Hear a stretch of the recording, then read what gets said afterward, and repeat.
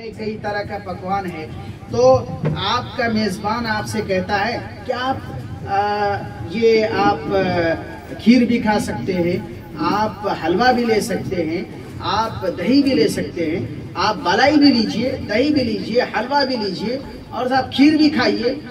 تو اس کا مطلب یہ تھوڑے ہے کہ میزبان نے آپ کو فرض کر دیا ٹریگر کی پریشر میں کہ آپ کو کھیر بھی کھانی ہے، بالائی بھی کھانی ہے اور صاحب آپ کو حلوہ پوری بھی کھانا ہے۔ ان کے کہنے کا مطلب یہ ہے آپ ان میں سے جو چاہیں، آپ پر کوئی پریشر نہیں ہے، آپ ان میں سے جو چاہیں آپ لے سکتے ہیں، جو چاہے کھا سکتے ہیں۔ اگر آپ نے کچھ کھا لیا اس میں سے تو ایسا نہیں کہ آپ نے کوئی فرض ادا کیا، اور اگر آپ نے نہیں کھایا تو آپ گناہگار نہیں ہوں گے۔ صرف ایک اباحت کا یہ مسئلہ ہے۔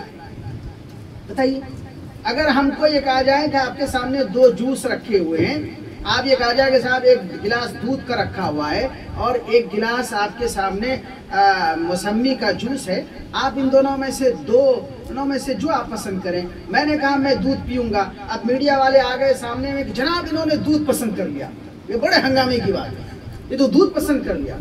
اب دیکھیے اس دودھ میں کیا نکلتا ہے، یہ دودھ کس بھینس سے آیا ہے اور اس بھینس کا چارہ کہاں سے آتا ہے۔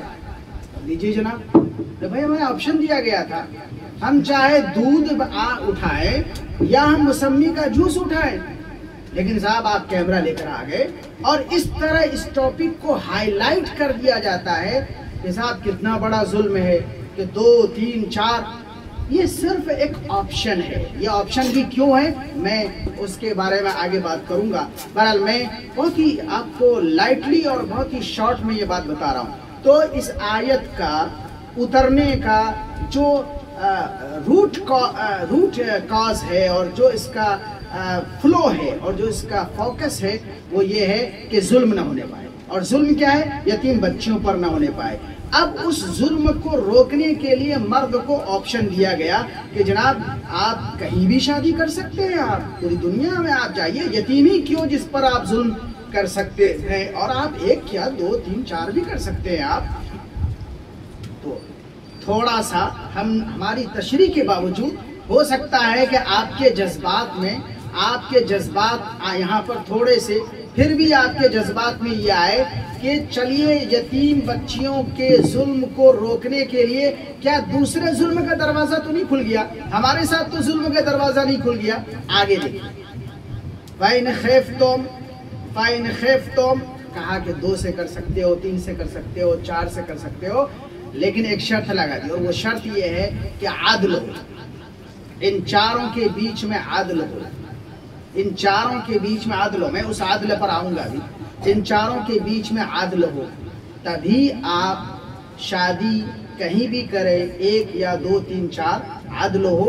اگر آپ عدل کر سکتے ہوں تو آپ 1 سے آگے بڑھیے۔ اسی لیے آگے کہا فَإِنْ خِفْتُمْ أَلَّا تَعْدِلُوا، اگر تمہیں ڈر ہو کہ تم ان 1 کے بعد 2 2 کے بعد 3 کے درمیان اگر تم انصاف نہیں کر سکو گے، تو یہ جو آپشن صرف ایک اباحت کے درجے میں جو آپشن ہے، ہم وہ آپشن واپس لیتے ہیں۔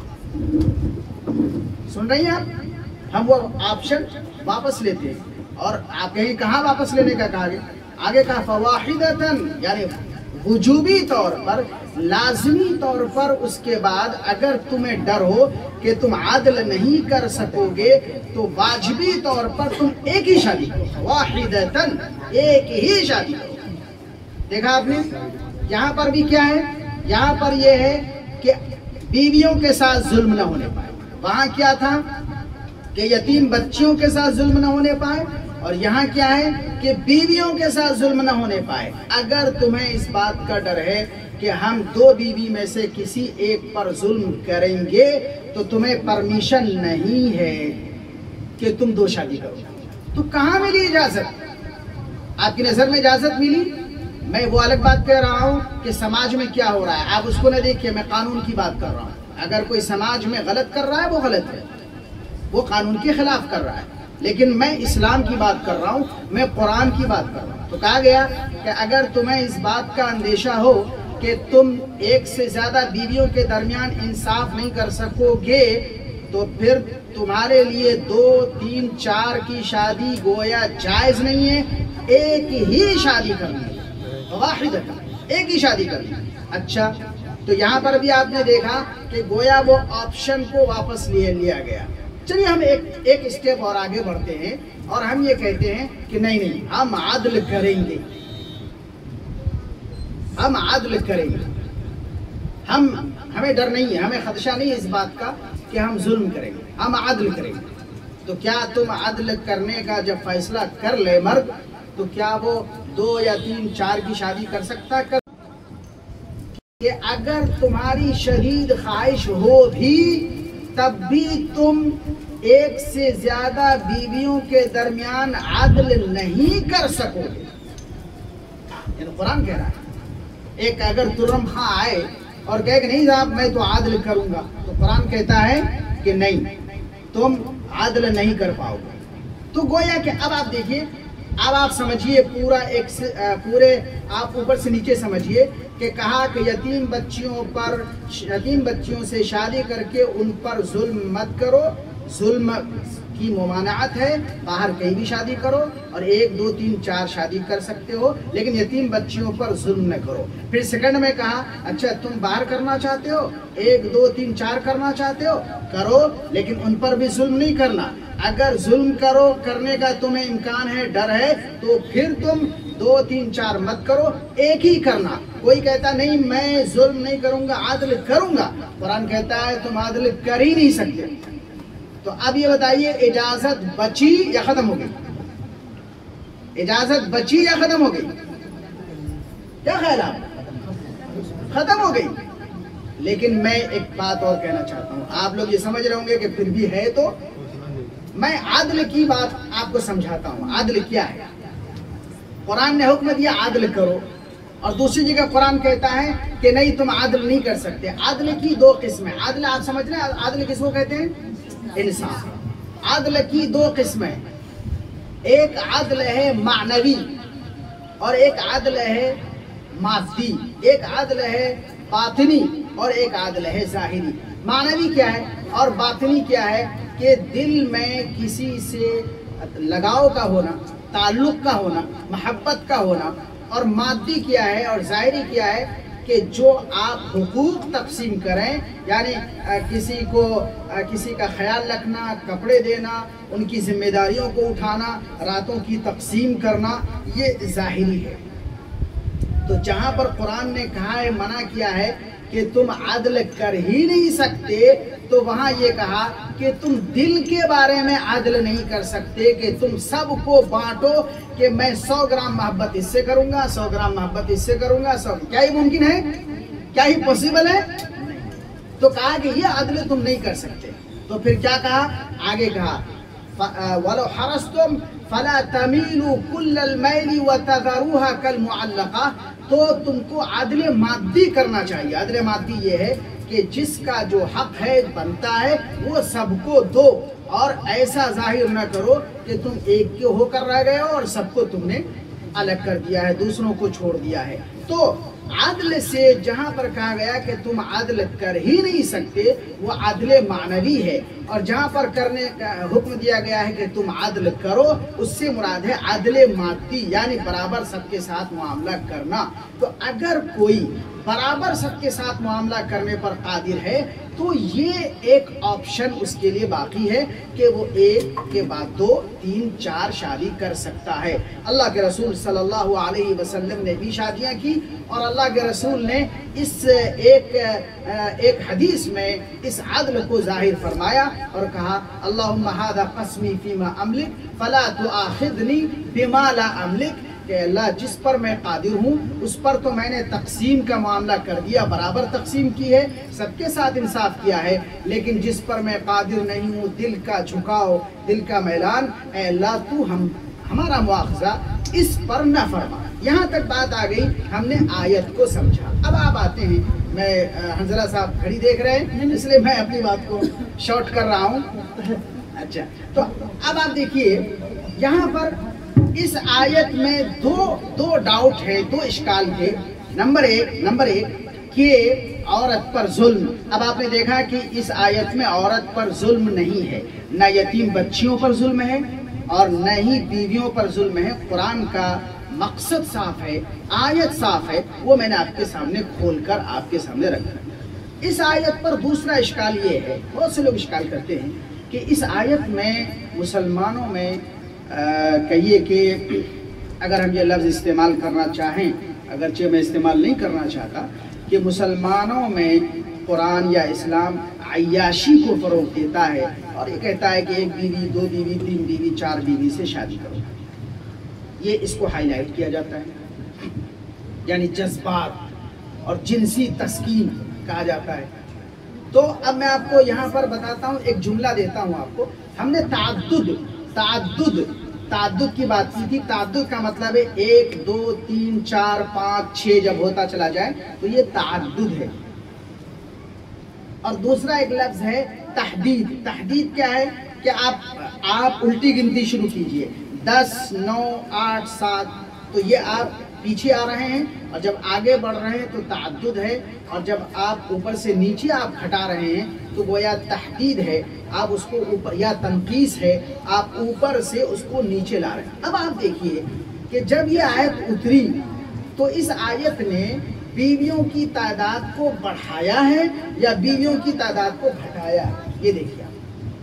اب آپ کو دیکھنا چاہیے اس پر. جب آپ شان نزول پڑھیں گے اس آیت کی تفسیر کی تو آپ کو معلوم ہونا چاہیے. اچھا، اس سے پہلے میں یہ بتا دوں کہ کیسے پتا چلے گا کہ اس آیت نے بیویوں کی تعداد کو بڑھا دیا یا گھٹا دیا. کیسے پتا چلے گا؟ اس طرح پتا چلے گا کہ چلیے ہم حدیث میں ڈھونڈتے ہیں، بخاری میں اور مسلم میں اور صحاح میں، یا پھر سیرت کی کتابوں میں یا صحابہ کی زندگی میں ہم ڈھونڈتے ہیں کہ کیا ایسا ہوا کہ جب یہ آیت اتری تو آیت اترتے ہی صحابہ کرام نے یہ ضروری سمجھا کہ اللہ کا حکم ہے تو چلو ہم ایک شادی ہم نے اس سے پہلے کی ہے، چلو آج ہم ظہر کی نماز سے پہلے دوسری کر لیں، پھر عصر سے پہلے تیسری کر لیں. بھائی صحابہ کرام تو ایسے ہی تھے، جو بھی آیت اترتی تھی اس پر عمل کرتے تھے. تو ہم ڈھونڈتے ہیں بخاری میں مسلم میں، کیا ہم کو ایسا ملتا ہے کہ صحابہ کرام کی سماج میں جب یہ آیت اتری تو 50 صحابہ ایسے تھے، 100 صحابہ ایسے تھے جن کے پاس 1 بیوی تھی، آیت کے اترتے ہی انہوں نے دوسری کی، تیسری کی، چوتھی. ہمیں ایسی کوئی مثال نہیں ملتی. اس کے برخلاف ہم کو کیا ملتا ہے؟ جب یہ آیت اتری اس وقت عربوں میں اور صحابہ کرام میں کئی صحابہ ایسے تھے جن کے پاس 10 بیویاں تھیں. سوچئے گا، 12 بیویاں تھیں، 10 بیویاں تھیں، 8 تھی، 5 تھی. تو کیا ہوا جب یہ آیت اتری تو کیا ہوا؟ صحابہ دوڑے کہ میں ظہر میں شادی کروں گا، وہ عصر میں شادی کروں گا، یا یہ ہوا کہ جن کے پاس 12 تھی انہوں نے 4 کو رکھا اور 8 کو آزاد کر دیا. جن کے پاس 10 تھی انہوں نے 4 کو رکھا اور 6 کو آزاد کر دیا. جن کے پاس 7 تھی، 5 تھی، اسی طرح 4 کو رکھا، باقی کو آزاد کر دیا. اور اللہ کے رسول صلی اللہ علیہ وسلم نے باقاعدہ اس کا حکم دیا کہ 4 کو تم جس کو رکھنا چاہتے ہو رکھو، باقی کو آزاد کر دو. تو اب آپ یہ بتائیے، آیت کے اترنے کے بعد بیویوں کی تعداد بڑھی یا گھٹی؟ آپ بتائیے کیا ہوا؟ آپ سے پوچھنا چاہ رہا ہوں، بڑھی یا گھٹی؟ آپ بھی کچھ سمجھ رہے ہیں؟ آپ کو کچھ سمجھ میں آ رہا ہے؟ جتنا سمجھ سکتی ہو آپ سمجھیے. تو گھٹی. تو یہاں پر یہ آیت بیویوں کی تعداد بڑھا نہیں رہی ہے بلکہ گھٹا رہی ہے. اسی کو ہم نے کہا کہ یہ آیت تعدد کے لیے نہیں ہے، تحدید کے لیے. یہ آیت تکثیر کے لیے نہیں ہے، بڑھانے کے لیے نہیں ہے، تنقیص کے لیے ہے، کم کرنے کے لیے، یعنی تعداد کو کم کر دی گئی. اب اگلا سوال آپ کا ہو سکتا ہے کہ اچھا یہ بتائیے، اگر 12 کو 4 کر دیا، 8 کو 4 کر دیا، 5 کو 4 کر دیا، کیوں 4 کیا؟ یہ ایک سوال ہو سکتا ہے، یہ ایک سوال بنتا ہے، کیوں 4 کیا؟ کیوں ایک ہی نہیں کر دیا؟ یہ آپ کے جذبات ہو سکتے ہیں، لیکن میں نے پہلے ہی کہہ دیا تھا کہ ہم اپنے جذبات کو کنارے رکھیں. کیوں ایک نہیں کر دیا؟ کیوں مثنا و ثلاث و رباع کہا؟ اور جیسا کہ یورپ کہتا ہے ایک کیوں، ایک بھی کیوں نہیں 0 کر دیا؟ کوئی شادی نہیں. تو ہم اس کا ایک الزامی جواب دے سکتے ہیں، یعنی ایک ایسا جواب جس کو جواب الجواب کہتے ہیں. ہم یہ کہہ سکتے ہیں کہ کئی شادی کرنا یہ اسلام کی ایجاد نہیں ہے، صرف قرآن کی ایجاد نہیں، صرف محمد صلی اللہ علیہ وسلم کی ایجاد نہیں ہے. یہ ہر زمانے میں اور ہر مذہب میں اس کا ثبوت ملتا ہے. اور مثال کے طور پر آپ دیکھیے ہندو مذہب میں راجہ دشرتھ کی 3 بیویاں تھیں. آپ مثال کے طور پر دیکھیے جینی مذہب میں اس میں کہا جاتا ہے کہ 100 بیویوں تک کے رکھنے کی اجازت ہے، بلکہ بعض لوگوں کی یہاں، بعض بادشاہوں کی یہاں ہزاروں کی تعداد میں بیویوں کا تذکرہ ملتا ہے. آپ اس سے ہٹ کر دیکھیے ہمارے جو انبیاء کرام گزرے ہیں، میں اس میں جو بعض تعداد ہے وہ توریت کا بیان کرتا ہے، اس لیے میں اس کی بہت زیادہ تصدیق تو نہیں کروں گا، لیکن وہ تعداد وہاں پر جو بیان کی گئی ہے اس سے یہ پتہ چلتا ہے کہ مزاج تھا. بعض تعداد تو ایسی ہے بالکل تصدیق شدہ ہے. مثال کے طور پر حضرت ابراہیم کی 2 بیویاں تھیں، حضرت اسحاق کی 2 بیویاں تھیں، حضرت یعقوب کی 4 بیویاں تھیں، اور حضرت سلیمان کے بارے میں تو آتا ہے کہ 100 اور 700 کا بھی تذکرہ آتا ہے. میں وہ لفظ دہرانا اپنے منہ سے ادا نہیں کرنا چاہتا. اور حضرت داؤد کے بارے میں اس سے بھی زیادہ تذکرہ ہے، یہ توریت میں ہے، یہ توریت کی تعداد ہے.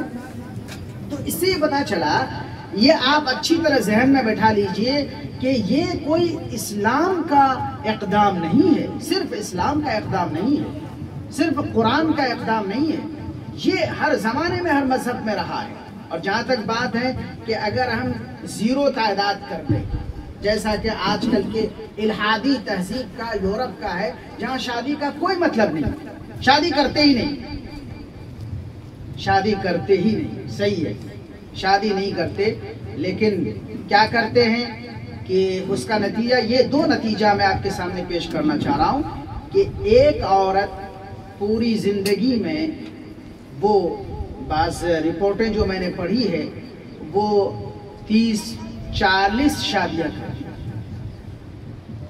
30 سے 40 شادیاں.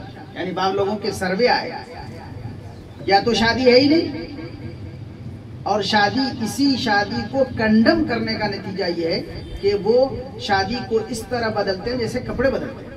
اور اس کا انجام کیا ہوتا ہے؟ آخر میں جب شادی کی کوئی وجہ نہیں رہ جاتی تو کوئی شادی نہیں کرتا اس سے. پھر اس عورت کا کیا حال ہوتا ہے یورپ میں، اگر آپ اس کو پڑھیں گے تو آپ کو اندازہ ہوگا. ایک مثال یہ ہے.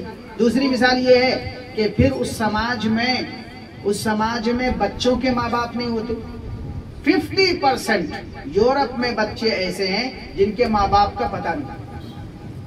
اور اس کا یہ دوسری مثال میں نے دی آپ کو. تیسری مثال، یہ میں کسی پاسٹ کی بات نہیں کر رہا ہوں، کسی میں گریک دور کی بات نہیں کر رہا ہوں، گریک ایج کی. میں بھی آپ کو بتا رہا ہوں، یہ 2 مہینے 3 مہینے پہلے کی بات بتا رہا ہوں کہ ایک صاحب وہ فرانس سے اور چین سے گھوم کے آئے.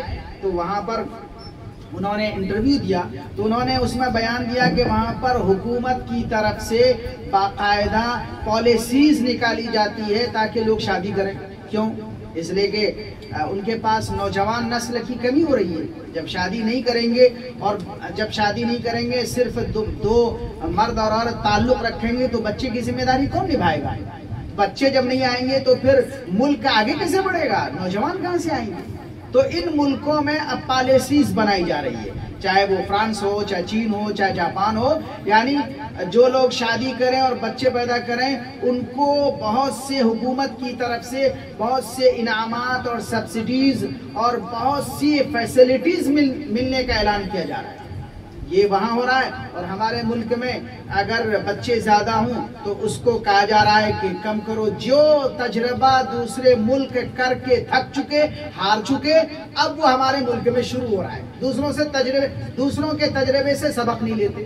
تو یہ جب بات آئی کہ 4 ہی کیوں، میں نے اس کا جواب دیا کہ یہ ایک فطری بات ہے، نیچرل بات ہے. ہر مذہب میں، یہاں تک کہ آسمانی مذاہب میں بھی 1 سے 2 3 4 سے زیادہ شادیوں کا رواج رہا ہے، اور جو تہذیبیں وہ ان شادیوں کو 1 سے 2 یا 3 کو جائز نہیں سمجھتی یا شادی ہی کو درست نہیں سمجھتی، اس کا انجام کیا ہے میں نے وہ بھی آپ کے سامنے پیش کیا۔ اب فائنل بات پہ آتا ہوں کہ اسلام نے جو 4 کا آپشن رکھا، اور وہ بھی ایک دوسرے ٹاپک کے درمیان اس آپشن کو پیش کیا، اور وہ صرف مباح کے درجے میں ہے، اور اس کو بھی عدل کے ساتھ جوڑا کہ اگر عدل کر سکو گے تبھی کرنا۔ تو یہ جو 4 آپشن رکھا، 4 کی جو اجازت دی ہے، اس کی حکمتیں کیا ہیں، ان حکمتوں کو سمجھیے، اور میں بہت ہی اختصار کے ساتھ اس کو بیان کروں گا۔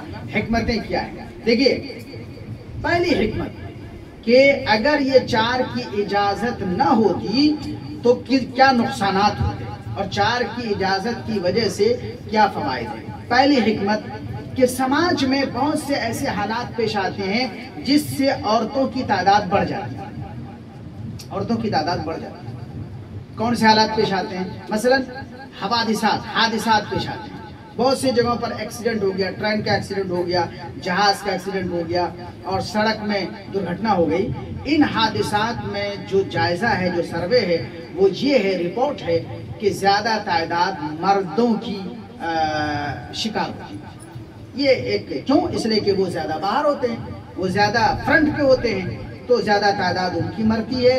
اس کی وجہ سے کیا ہوتا ہے؟ عورتوں کی تعداد بڑھ جاتی ہے۔ دوسری وجہ جنگیں، جو جنگیں ہوتی ہیں، آپ ان جنگوں میں دیکھیے کتنے لوگ مارے جاتے ہیں۔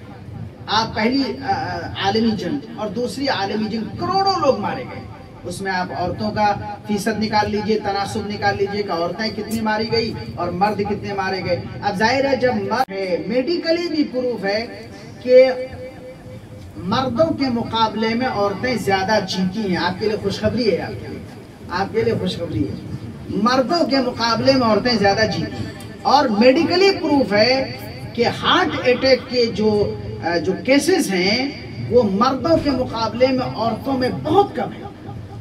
یہ آپ کے لیے بڑی اچھی بات ہے، اور اس کے اسباب ہیں، میں اس پر بھی گفتگو کر سکتا ہوں کہ کیوں عورتوں میں ہارٹ اٹیک کے کیسز کم ہوتے ہیں اور مردوں میں کیوں زیادہ ہوتے ہیں۔ تو میڈیکلی بھی پروف ہے کہ مردوں کے مقابلے میں عورتیں زیادہ جیتی ہیں، تو ظاہر ہے عورتوں کی تعداد بڑھ گئی۔ اب آپ فرض کیجئے ایک سماج میں 100 مرد ہے اور 125 عورتیں ہیں، تو 100 نے 100 سے شادی کی، ایک شادی کر لی، اب آگے 25 کا کیا ہوگا؟ 25 عورتوں کا کیا ہوگا؟ ان کے لیے 2 آپشن ہمارے سامنے، 2 وکلپ ہم دے سکتے ہیں ان کو۔ نمبر 1، ایک وکلپ یہ ہو سکتا ہے، ایک آپشن یہ ہو سکتا ہے کہ وہ 25 عورتیں سماج میں ان کو کہیں قید کر دیا جائے، کیونکہ اگر وہ آزاد رہیں گی تو ظاہر ان کے جذبات ہیں، ان کے خواہشات ہیں، اس لیے ان کو باعزت زندگی گزارنے کے لیے کہیں قید کر دیا جائے۔ تو کیا یہ ان عورتوں پر ظلم نہیں ہوگا؟ کیا خیال ہے آپ کا؟ ظلم ہوگا یا نہیں ہوگا؟ ظلم ہوگا۔ دوسرا یہ ہے کہ ان عورتوں کو آزاد چھوڑ دیا جائے، اور یہاں تک آزادی دے دی جائے کہ تم جو چاہے کرو، اور اس جو چاہے کرو میں یہ بھی ہوگا کہ اپنی خواہشات کی تکمیل کے لیے جس کو چاہو تم استعمال کرو۔ اب یہ بتائیے کہ اگر یہ اجازت دی گئی تو وہ کن مردوں کو استعمال کریں گے؟ وہی مرد جو سماج میں موجود ہیں۔ تو کیا اگر وہ ان مردوں کو اپنی طرف مائل کریں اور لے جائیں تو کیا وہ ان عورتوں پر ظلم نہیں ہوگا جو ان کی بیویاں ہیں؟ ہوگا یا نہیں ہوگا؟ اب یہ تیسرا آپشن میں آپ کے سامنے رکھتا ہوں۔ تیسرا آپشن یہ ہوگا کہ ایک مرد اس عورت کو جو زائد ہے اس کو جائز طریقے پر عدل کی شرط کے ساتھ کہ وہ اپنی پہلی بیوی کے ساتھ بھی انصاف کرے گا اور دوسری کے ساتھ بھی انصاف کرے گا، وہ جائز طریقے پر اس کو اپنے گھر میں لائے، چھت فراہم کرے، اس کی تمام تر ذمہ داریاں اٹھائے، اور پھر اس کے جنسی جذبات کی بھی تکمیل ہو اور وہ ایک باعزت زندگی گزارے۔ تو یہ پہلے دونوں آپشن آپ کو معقول اور پسندیدہ لگتے ہیں یا یہ تیسرا آپشن؟ کون سا آپشن آپ کا جواب آنا چاہیے؟ تیسرا آپشن۔ تو یہ ایک وجہ ہے، یہ ایک حکمت ہے۔ دوسری وجہ یہ میڈیکلی پروف ہے کہ عورتوں میں تولید کی صلاحیت، تولید یعنی بچہ جننے کی جو صلاحیت ہے وہ 40 سے 50 سال تک کے بیچ کا ہے۔ 40 سے 50 سال تک کے بیچ کا ہے، اور مردوں میں یہی صلاحیت بڑھ کر 60 سے 70 سال کے ایوریج کی بات کر رہا ہوں میں. اگر اس سے کوئی آگے جاتا ہے یا کوئی اس سے پیچھے رہ جاتا ہے وہ ایک کنڈیشن ہے. میں ایوریج کی بات کر رہا ہوں. 40 سے 50 سال تک عورتوں میں بچہ جننے کی صلاحیت رہتی ہے اور مردوں میں یہی 60 سے 70 تک. اب آپ بتائیے، ایک خاتون، ایک بیوی ہے ایک شوہر کے پاس، اور 50 سال کی عمر میں اس نے گویا فکس ہو گیا کہ اب ان کے یہاں کوئی اولاد نہیں ہوگی، لیکن آگے ابھی مرد کے یہاں 20 سال تک اولاد ہو سکتی ہے، اور مرد یہ چاہتا ہے کہ نہیں وہ میں اولاد چاہتا ہوں. تو کیا مرد کو اس خواہش سے روکنا کیا اس پر جبر نہیں ہے؟ یہ اس کا حق ہے. آپ مانیں یا نہ مانیں، یہ اس کا حق ہے.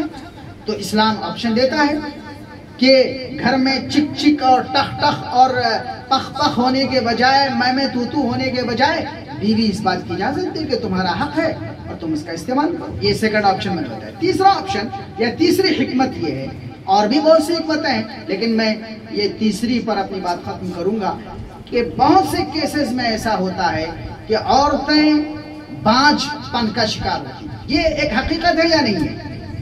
عورتوں کو اولاد نہیں ہو رہی. ہم اپنے گھر میں جانتے ہیں، ہم اپنی فیملیز میں جانتے ہیں اس طرح کے کیسز ہوتے ہیں. اب اگر ایک مرد نے شادی کی ایک عورت سے اور میڈیکلی پروف ہو گیا کہ وہ بچہ نہیں جن سکتی، اب اس عورت کے ساتھ وہ مرد کیا کرے؟ اس کو شرعاً یہ حق ہے کہ وہ اس کو طلاق دے سکتا ہے. اب اگر آپ فرض کیجئے اگر وہ اس کو طلاق دے دے اور یہ اس اعلان کے ساتھ طلاق دے کہ وہ بانجھ ہے، تو اس عورت پر دو ٹھپا، ایک تو وہ مطلقہ ہے اور دوسرے یہ ٹھپا بھی کہ وہ بانجھ ہے. اب اگر اس کو طلاق ہو جاتی ہے، کون اس سے شادی کرے گا؟ آپ اپنے سماج میں دیکھ لیجیے. اچھا، دوسرا آپشن یہ ہے کہ مرد اس کو علیحدہ نہ کرے، طلاق نہ دے، اپنے گھر میں رکھے، اس کو چھت فراہم کرے، اس کے ساری خواہشوں کو پورا کرے اور اس کی عدل کرے اس کے ساتھ، لیکن اپنی اولاد کی تکمیل کے لیے، اس خواہش کی تکمیل کے لیے وہ جو زائد عورت ہے اس سے وہ شادی کر لے. آپ کے نزدیک بیسٹ آپشن کیا ہے، پہلا یا دوسرا؟ دوسرا. تو یہ جو 4 کا آپشن رکھا گیا ہے وہ بھی کیا کنڈیشن ہے اس کی، کیا لیول ہے، کیا ٹمپریچر ہے، لیکن اس کی حکمتیں کتنی سامنے آ رہی ہے. یہ وہ فوائد ہیں جس کی وجہ سے یہ 4 آپشن رکھا گیا ہے. میں سمجھتا ہوں کہ کیا آپ کو آج کے اس ٹاپک سے کچھ فائدہ ہوا؟ تو میں نے اسی لیے جان بوجھ کر اس ٹاپک کو لیا کہ میں آپ کو ایجوکیٹ کر سکوں. اگر میرے پاس ٹائم ہوتا تو میں نے سوچا بھی تھا کہ یہ کہوں کہ بورڈ لگایا جائے اور میں بورڈ پر آپ کو سمجھاتا، اور اس آیت پر اور میں بہت سے پہلوؤں سے گفتگو کر سکتا تھا، لیکن ٹائم نہیں ہے، بورڈ نہیں ہے. اور میں یہ بھی چاہتا تھا کہ آپ کے پاس ڈائری ہو اور آپ اس کو نوٹ کریں. اور یاد رکھیے، ہماری یہ نشست، ہماری یہ مجلس ہمارے اصل مشن سے الگ نہیں ہے. کیوں؟ جب آپ کو فیلڈ میں جائیں گے آپ کو ہر طرح کے سوالات کا سامنا ہوگا اور بہت سے لوگوں کو سمجھانا ہوگا. آج آپ ان لوگوں کے ساتھ کام کر رہی ہیں جو دین کے بنیادی باتوں سے غفلت کی شکار ہیں، لیکن کل ہو سکتا ہے آپ کو کالج کی، یونیورسٹیز کی بچیوں، لڑکیوں کے ساتھ آپ کو ان کے ساتھ بھی بیٹھنا پڑے، ان کے ساتھ بھی کام کرنا پڑے، ان کی ذہن سازی کرنی پڑے. تو ایسے میں یہ نشست اور یہ آج کا یہ ٹاپک اور یہ جو میں نے آپ کو بتایا، یہ انشاءاللہ آپ کے لیے مفید ہوگا. اللہ سے ہم دعا کرتے ہیں کہ ہماری یہ بات کسی درجے میں فائدہ مند ثابت ہوئی ہوگی. وآخر دعوانا الحمدللہ رب العالمین.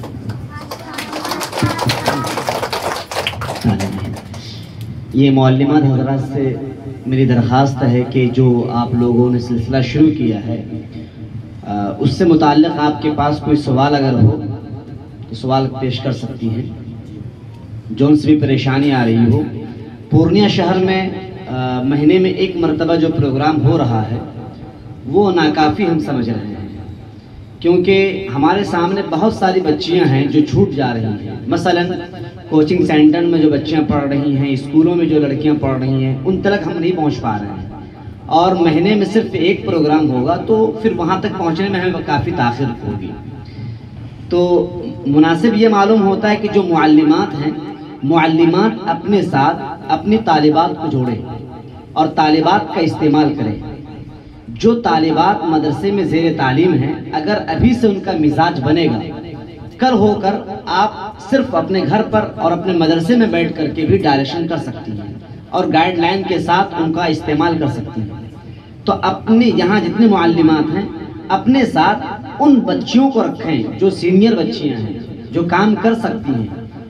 اگر 10 بھی آپ کے ساتھ ہیں تو انشاءاللہ وہ ایک ٹیم تیار ہو جائے گی۔ تو کوشش یہ کریں کہ 15 دن میں ایک مرتبہ اس طرح کی مجلس ہو۔ یہ ہمارے پاس اس وقت جو ہمارے سامنے معلمات ہیں، کیا یہ سب ایک ادارے سے ہیں؟ یہ الگ الگ ادارے سے۔ آپ کہاں سے ہیں؟ میرے خیال سے مائک آپ لیجیے۔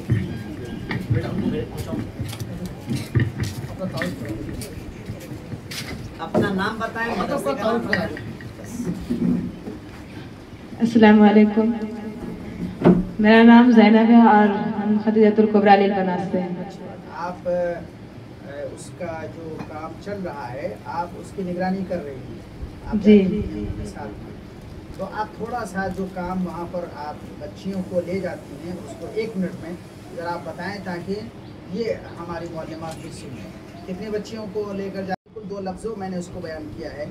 تو ایک تو معلمات کا اس میں رول ہے کہ معلمات یہ کام کر سکتی ہیں اپنے، اگر وہ مدرسے میں ہیں تو مدرسے کے گرد و پیش میں، اور اگر وہ کہیں گھر پہ رہتی ہیں تو محلے میں۔ اور ساتھ میں جو بات مولانا انتخاب صاحب کہہ رہے ہیں وہ یہ ہے کہ پورنیہ کا جو علاقہ ہے یا یہ جو شہر ہے وہ کافی وسیع بھی ہے اور یہاں پر کام کی زیادہ ضرورت بھی ہے اور اس لیے زیادہ افراد کی ضرورت ہے۔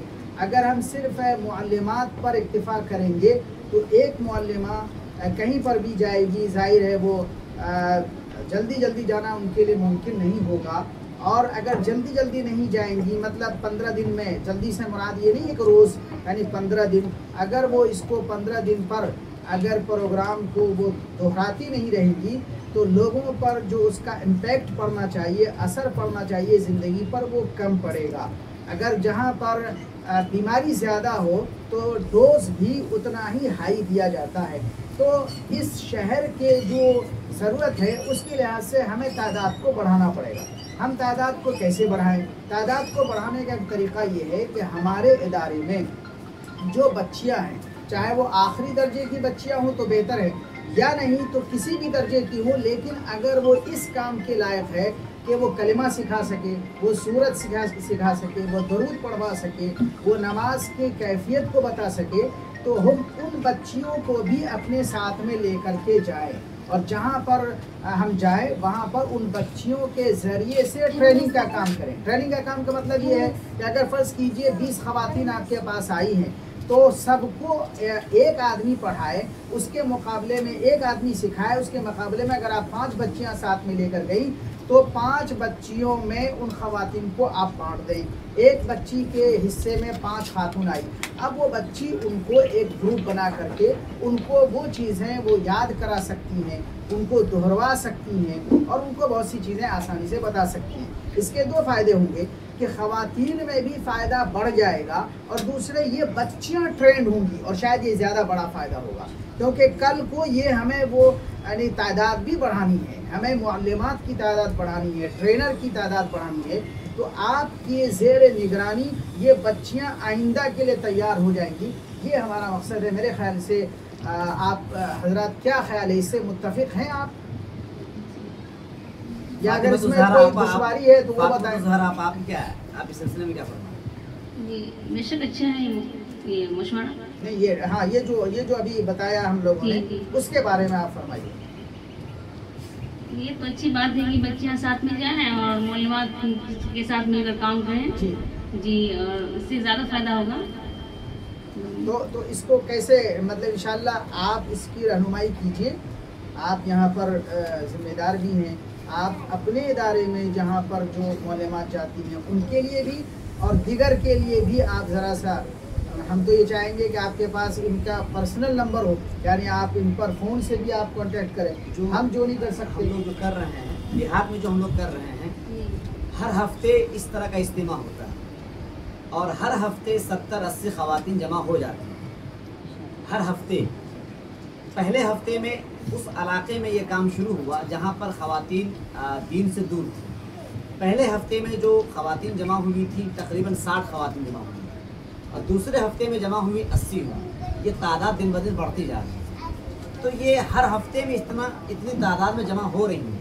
اگر ہم شہروں میں یہ کام کریں گے 15 دنوں میں، کوشش یہ کریں کہ یہ میری رائے ہے، یہ ہم اپنے مدرسوں میں بلا رہے ہیں تو مدرسے میں آنے میں ہو سکتا ہو ان کو یا تو دوری کی بنیاد پر نہ آ سکیں یا بہت سارے ان کے سامنے پریشانی ہو کون جائے وہاں پر.